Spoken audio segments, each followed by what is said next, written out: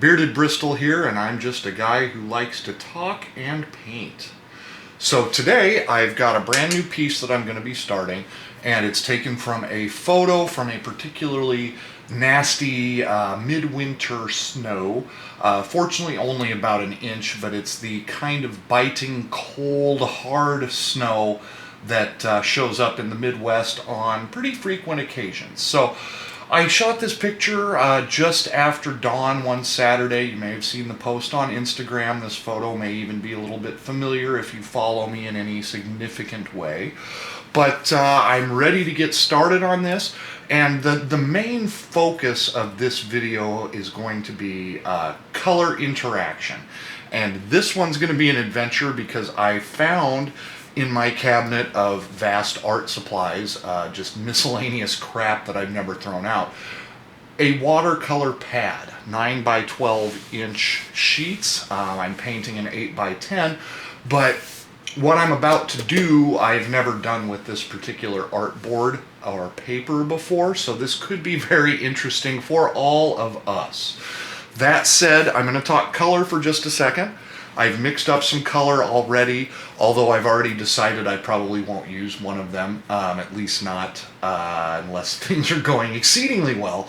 But I've used some French ultramarine mixed with white, and also some, wow, that is hard to read. Can you read that? I can't read that. Cad yellow mixed with white. And there's some interesting, all handsy here. There's some interesting stuff with white. It's kind of a taboo thing. Some watercolor artists like it very much, some not so much. I am open to using all of the tools in my toolbox and just kind of hammering, sawing, and drilling my way to success. That said, I have used white before when I've done skies, and I have liked the end result. Again, this is going to be an adventure because this is a paper that I have not tried doing something like this, so we'll just kind of play along. But the first thing I'm going to do is wet down the paper. I'm going to add quite a little water to this because I do want the colors to blend, but not to put the cart before the horse. The first thing I'm going to do actually is take the nipple off of my little water dropper here. Not normally recommended, but I need a circle, because there is a sun, a bright white sun in this. And so I've kind of marked on my tape here where this needs to go, so I'm just going to line that up. And the purpose for this is I'm going to spray down the top half of my paper, but I want to leave that center pretty well dry because I'm going to be trying to bleed some blue and some yellow together, but I'd prefer not to colorize the sun. I want that to still be kind of a luminescent white, so I want to keep that area as dry as possible but still maintain a little bit of bleed. Again, the asterisk in all of this is the paper, so I apologize while I stand up out of frame for a moment.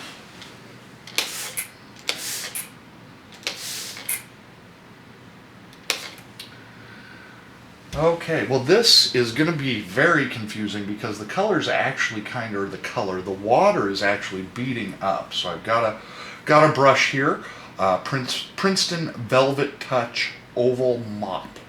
And I'm just going to use this to kind of get more of a uniform coating of the water that I just sprayed, because water beating up on a watercolor paper is not something I'm particularly used to. So let's play. What the hell? I'm going to grab my number 18 brush here. And as I mentioned before, there's not a specific measurement assigned to these, only that the larger number means the larger diameter of brush. So I'm going to mix up a little bit of yellow. I should also point out here, so I've added a lot of water to this also. It's not going to be a super bright color. So I'm just dabbing my yellow around my circle here, and going to spread that out around some, and we're going to talk about interaction. Not just color interaction, but people interaction. I've mentioned a couple of times that I used to hang out in my art room in college for obvious reasons, being an arts major. And it was a very unique place because I went to a liberal arts college. Now it's a university, how times have changed. And what that means is everybody had to take an art class at some stage in the game. Whether that was ceramics or watercolor or drawing, it didn't really matter, but it was important that you got that credit. So what that amounts to is there were those of us art majors who were in there because we absolutely needed the grades, and then there were some that were there because they had to fulfill a requirement or because they dabbled in art or thought it would be interesting, but not so interesting as to make it their life's calling. And so on any given night, after the dining hour, and people were starting to think about homework and or beer, but mostly homework, we would start to congregate in the art room starting about 6 o'clock. And we had baseball players, we had football players, we had drama people, a little bit of everything. And we weren't people that would hang out together on the weekends necessarily. But we would all gather in the name of art and in the name of a grade, for what that's worth, fulfilling a graduation requirement. And that's where we would spend our evenings. And, we had kind of a rotation. It was kind of a Monday, Tuesday, Thursday kind of thing, even though it was, Thirsty Thursday. But that was kind of our rotation, not for any particularly good reason, just because it was. But we would talk, and we would sing, and we would tell jokes. And again, these weren't necessarily my friends. These weren't necessarily people that I would choose to hang out with on my weekends. But in the art room, we were all unified to a somewhat common goal, which was, again, getting the grade, of course, was part of that. But we found commonalities. We found common ground within ourselves despite all of our vast differences. And it's kind of a lost art, my goodness. We don't do those things now. Social media kind of precludes us, from meeting people from different backgrounds because, oh my gosh, they don't agree with me politically, they don't agree with me socially. How can I ever interact with these people? But yet that used to be the cultural norm. That very simply is what we used to do as a people, as a country, as any social group. And it's such a sad thing that art has been lost in the way that it has, both for youth and adults alike. One of my very good friends, I don't usually have a scotch, but I don't usually start pontificating mid-painting. One of my very good friends these days is somebody from that art room who used to routinely pick on me in the dorms. And not like beat me up kind of pick on me. Nothing like that. But, used to poke fun at me for how I dressed, how I talked, whatever. Let's just pick a flaw and get after it. Maybe at the time the fact that I couldn't grow facial hair because I had a very baby face. There were a lot of things, You know what it's like being a kid. Any flaws accentuated by those around you. Just to make themselves feel better. And, I was guilty of the same. I'm not meaning to sound above the law. But all of that said, we found some common ground in that art room. And while it was not immediately apparent, several years later, with the advent of Facebook, the dreaded Facebook, and social media, he and I reconnected. And we both discovered that we largely respected one another, both artistically and socially. We just weren't allowed to say it at the time. And that's unfortunate too. That's a whole another diatribe for a different day. But we were not allowed to interact because we ran in vastly different social circles. And what a tragedy. But because of that art space, we were allowed to kind of get to know one another and discover that despite the fact that he picked on me, we kind of got along and we kind of had enough similar interests that we liked being around one another. And it's such an interesting thing to me again, because that's just not really allowed to happen anymore, and I don't understand it. And rant, I guess. So as you can see, I've added some water to the bottom half. I'm going to spray it one more time, and I'm going to brush it down with my mop brush, again, to kind of achieve that uniformity. The top half, I'm a little puzzled by. This paper, not a big fan at this point, and I won't tell you what it is. It's not my duty to try to dissuade you from anything, but this paper had me skeptical from the start for this particular project because it had a sheen, almost a plasticity to it that's very unusual, honestly. But I'm going back to my 18 here. I'm going to take some yellow, and I'm going to take the rays of the sun and kind of move them down and out. And we're just going to see what happens here. This is not meant to be exacting. And that is so hard for me because I am nothing if not an exacting person when it comes to paint. You can see here I'm kind of brushing outward, fanning those sun rays out with a little bit of perspective. It's not, again, meant to be exacting, but there will be some streaks and whatnot that develop from this, and oh goodness, there's a bit of blue in that there paint. So we're gonna try to dab that out. Yeah, wow, that should not wipe off like that. That's a little frightening, frankly. We'll just wait and see. This may be one of those unhappy accidents. Bob Ross never talked about those. The unhappy accidents where you just cuss a lot when the camera shuts off and, end up putting it into garbage. Not that it can't be salvaged. We shall wait and see. When I apply paper towel, I was only hoping to soak up some of the blue, not wipe it off completely. So it's not soaking in necessarily at this stage, so we will just wait and see. And this may be an outtakes reel. How about that? That'd be a hoot. Anyway, I've added some, thrown the yellow out here. Now I'm going to work back the opposite direction with some blue. Again, kind of working that texture backwards. And then I'm going to kind of try to flush these two colors together and make them interact. I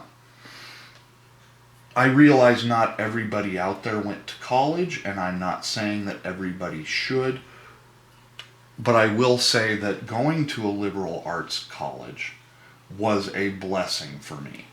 I, first of all, had a lot of social inadequacy to overcome as a kid. Not that that's necessarily related to the liberal arts thing. It's just an important piece to know. But that said, you go to a liberal arts school, you are expected to try everything.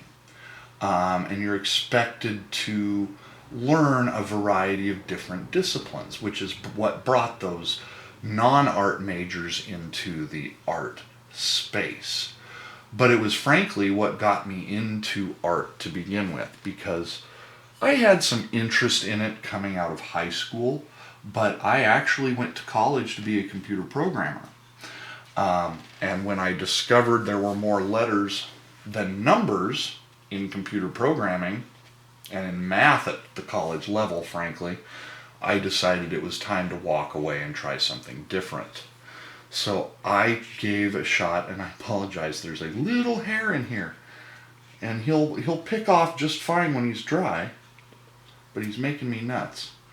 Wow, I am making just a literal mess right now. This. I hope somebody wants to buy this on auction someday, because this is a misfit disaster. Nevertheless, I was very good at math, but I quickly discovered that was not going to be my future. So I gave a shot at an art class my freshman year and ended up just adoring art from a potentially career aspect.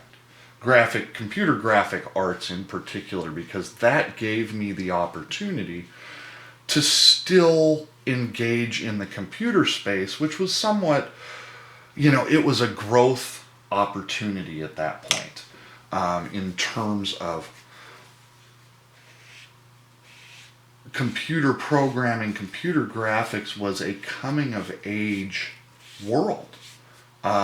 It was Adobe Photoshop 3.0 was the first one that I dabbled in. If that gives you any indication of just how much growth there was in that space as we moved through Adobe Photoshop, 7 or 9? And then it went to Creative Cloud because they're like, crap, we're running out of numbers. But anyway, computer graphics was my calling and my new passion. But I still had to take your standard art-based classes, which was good for me. Ignore all of the turds that are starting to develop here. Those will wipe off once the page is dry. But beyond that, beyond the computer graphics, beyond the fine arts aspect, I also had to dive into other disciplines, including philosophy. And I found a place in that space. But as many of you have figured out, what the hell do you do with a philosophy degree? The only thing you can do is teach philosophy, right? So I passed on that particular part. I ended up one class shy of a minor. I do have a little bit of disappointment that I never finished that as a minor, but it's really just a check mark on a page. It doesn't signify that I am lesser educated or anything of the like. It simply says that I completed one more class that makes me now knowledgeable on the subject, and it still doesn't get me a job.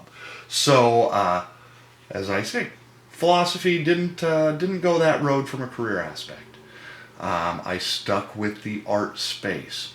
But through those philosophy classes, I was starting to understand the people around me, and starting to understand how I could get along with these people who I knew nothing about, and who did not interest me particularly on a social level or, theoretically any level. But it didn't matter, because in the art room we were all equal, even though some artists were more equal than others, a la Animal Farm. But we were able to engage socially and artistically and just really come together as a group. And as I've said a couple of times already within this video, that doesn't happen anymore. That's kind of a lost art, and it's too bad for our society as a whole, or any society as a whole. How can you not get along with the people around you? It's got to make life miserable. So I would encourage everyone to try to branch out a little bit, to try to understand the point of view of somebody you don't agree with, and work to find that common ground. And ultimately, all comes back around. Learn to blend together. Ironically, that was not necessarily a pre-thought out lecture. It all kind of blended. See, see what I did there? Now, my time's about up, and I didn't even use a timer this time. I'm learning to read the clock on the camera, so how about that? I'm going to have a sip of scotch. I feel like I've earned it. I feel like this piece is going to be a dramatic challenge for me. I may even have to redo this, not necessarily with a video, but at this stage it looks a little elementary from the camera's perspective and from my perspective. So we'll just wait and see what happens as it dries, whether or not this paper is porous enough to actually accept what I've given it. And are you porous enough to accept what I've given you? How about that? Or are you obtuse and hard and opaque? It's a lot of words. It's what I do. I paint and I talk. And I've done an awful lot of talking, so I'm going to shut down this video in just a second, but I do want to leave you with a little bit of food for thought, because before you can be comfortable around other people, you have to be comfortable with yourself. And that sounds a little bit, I won't say counterintuitive, it's a little bit cliche, frankly, but it also happens to be true. I think that's one of the reasons in those environments, the social media space, or the college art room space, or just the college space in general, why we have such a struggle fitting in. Because we're probably not quite comfortable yet with who we are. And some of that comes with age. You know, college, all of these interactions are a learning opportunity, right? So it's not going to be intuitive. It's not going to happen right away. It's something we have to work at. But once you accept yourself, accepting others, accepting their faults, and being able to coexist and interact gets to be so much easier. And so that's what I'm going to leave you with, is learn to accept yourself, and you'll be better able to accept others for their faults, their inadequacies, their differences of opinions. And you can engage with the baseball player and the football player, and not just the art dude or dudette or whatever that might be. It's time for me to shut up, but I want you to go create something.